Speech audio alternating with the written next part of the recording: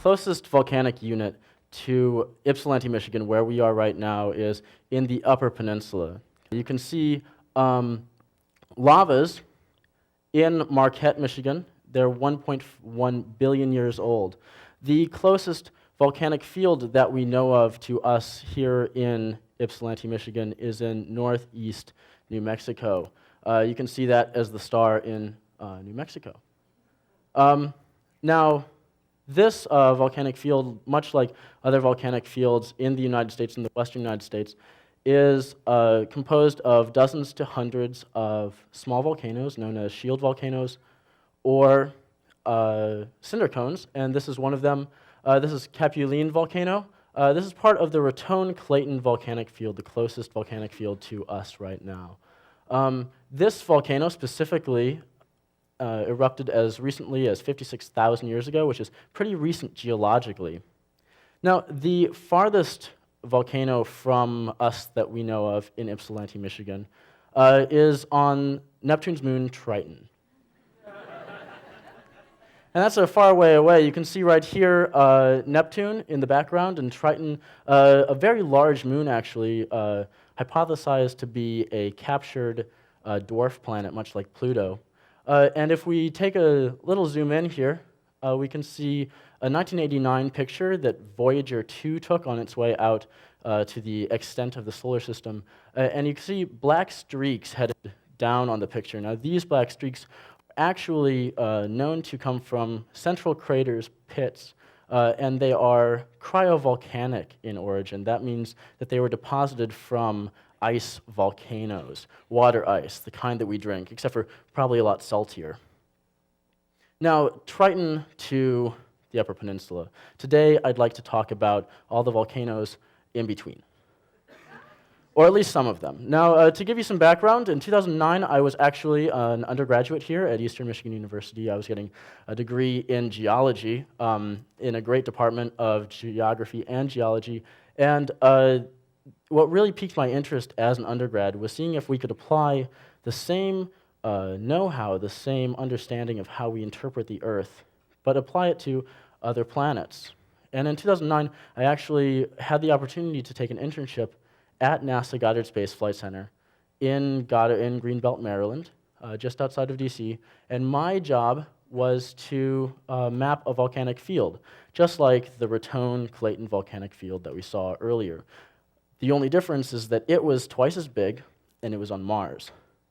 That you can see between Jupiter and Earth, just like how it would be in the solar system, but a bit scrunched together, I guess. Now, on Mars, when I was mapping these volcanic fields, it really inspired me to make a career out of this. So now I am a graduate student at the University of South Florida, also studying geology, and I'm studying volcanoes on Earth and other planets. So we know now that volcanism is ubiquitous in the solar system, and that's really what impressed me most at NASA, is that volcanoes are everywhere. Volcanoes are on most of the bodies that you see in this picture. Almost every rocky body, as long as it's a big enough size, will have volcanoes on it, and most of the land on many of these bodies are lava. The mare that the Apollo astronauts landed on the moon are in fact large flood lavas from 4 to 3.5 billion years ago that flooded out over a very young planet called the moon. I guess it wasn't a planet. However, it's spherical and it has volcanoes. And many of the lavas that we see actually are 3.5 to 4 billion years old. But we know that not all volcanoes, not all lavas are that old. In fact, we know of two bodies that are erupting today. And of course, we're sitting on one, but the other is Io. So here they're actually very much alike. Io, of course, is Jupiter's volcanic moon, and in 1996, when we got there with the Galileo spacecraft, we started realizing that Io is not only volcanically active, it's 100 times more active than the Earth.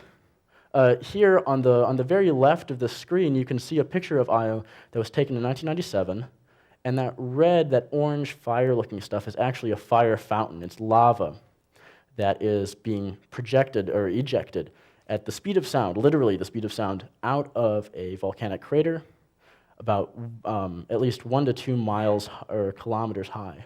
On the Earth, to the right, is a new volcano. Actually, it's not a new volcano, but it's a new eruption. The eruption started in November of 2012. It's called Tolbachik. It is in Russia. It's in Kamchatka, if you're a Risk fan. And if you notice right up at the top right, you see this sort of red streak and a plume coming from it, a volcanic plume coming from it. And that red streak is actually 1 to 2 kilometers high. Again, it's ejecting at the speed of sound. So these two are very similar processes. Now, I'd really like to focus on that picture at the very top left, though, for 1 second.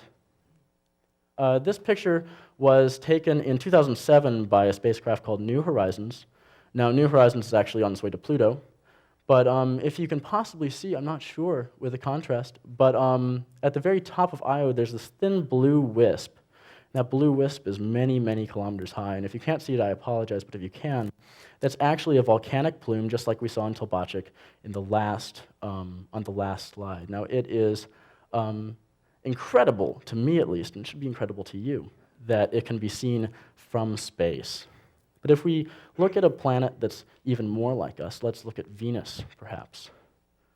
This is a picture of the largest volcano. It's a satellite radar image of the largest volcano taken in the early 90s by the Magellan spacecraft of Mat Mons. Now, Mat Mons, the largest volcano on Venus, is 8 kilometers high. And if you notice, you can actually see lava flows extending from it that are very bright or very dark in this picture. And from the leftmost bright lava flow that you see, all the way to the right side of that picture, that's 200 kilometers. That is the exact distance from here in Ypsilanti, Michigan, to Lake Michigan, if you travel by Interstate 94. That's the size of this volcano.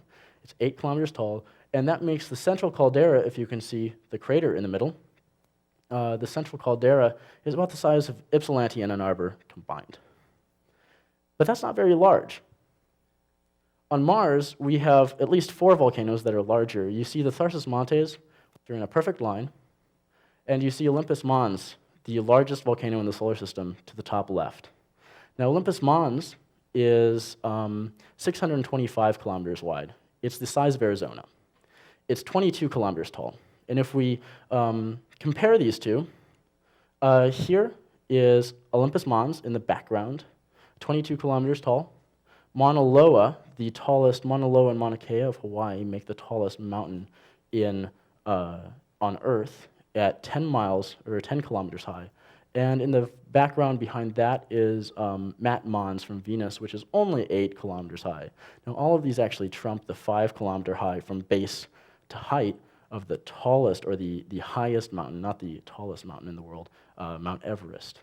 So really, though, this is only half the story. The other half, like you saw in Triton, is not when lava comes out to build these edifices, as you see with these 3, lava, of course, being rock that melts and fuses or explodes out, but instead, something that we might be more familiar with melting, water from ice. Here is one example of it. This is Enceladus. In 2005, we discovered that Enceladus actually has 4 giant volcanic plumes that are spewing out water ice all the way to Saturn. This is one of Saturn's moons. And this is a picture of from Cassini, taken in 2005. If we look at another planet or another moon, this time Jupiter, we might see a more important feature, actually, from Europa. Now, here you might be impressed by all of the grooves that you see on Europa from this 1996 picture from Galileo. This entire picture is 13 kilometers wide. But what geologists actually find extremely interesting, almost provocative about this picture is the smooth patch in the top left. Now, the smooth patch is not only smooth, therefore younger probably, but it's actually on top of the grooves. It's a lava flow. It's a lava flow that's 3 kilometers wide, about the size of Ford Lake, about 3 times the size of campus. And this lava flow tells us a lot about Europa. It tells us that it's hot enough to melt water. And that's important for life. It tells us we might be able to see life at Europa. We might be able to see life at many of these things. And here's why. Life, as we know it, needs 2 things, heat and water. And in fact, it's hypothesized that perhaps at the underneath the shell, in fact, we had some more evidence just yesterday about a connected global ocean of Europa come out.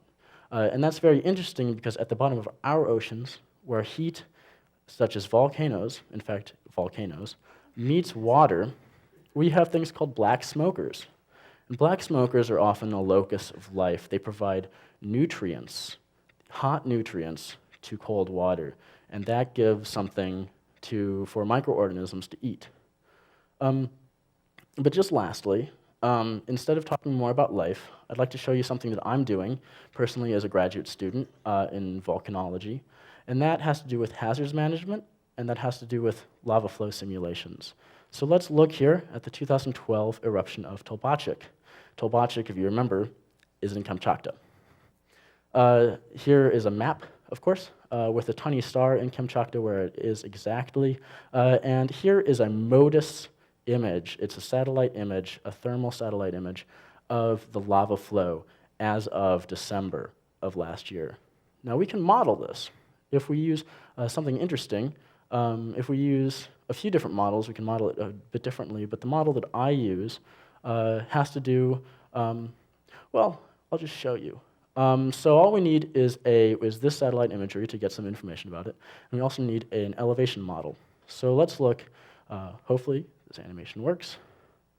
And right now, it is. Right now, you can see a digital elevation model of Tolbachik, and from it, a vent is spewing lava all the way out, and it looks very close to the lava flow that we see on Earth, on real Earth even, that we map. You can see it's flowing, it's creating channels, and it's going out about 10 kilometers.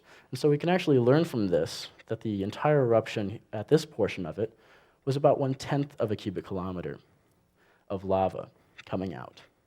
So we can apply this to our understanding of volcanic hazards, per se. If your house is at the end of that, and you're wondering if it's going to be inundated, you might want to have a lava simulation model that's accurate. But if you don't live somewhere and you're still interested in how volcanic edifices form, perhaps say on Mars, you can do the same thing. Now we'll erupt something off of Olympus Mons, the largest volcano in the solar system. I'll just show it to you, and then we can talk about it. So this is Olympus Mons, 625 kilometers across, and this lava that's coming out, just an incredible amount. This is a much different scale. This lava flow is actually 10 cubic kilometers. On Earth, we call that a supervolcano. On Earth, we call that Yellowstone. But instead, I'm having it effusively erupt because that might be how an eruption at Mars would be. And as you see, it's not even making it to the edge of this, what we call a flank eruption, isn't even making it to the edge of Olympus Mons. So from Earth to the solar system, there is such a wealth of understanding that we have yet to observe about other planets, about volcanism. So we need to send more things out, and we need to keep doing stuff like this. And I think it's cool. So with that, I'll thank you and show you a picture of Tolbachik.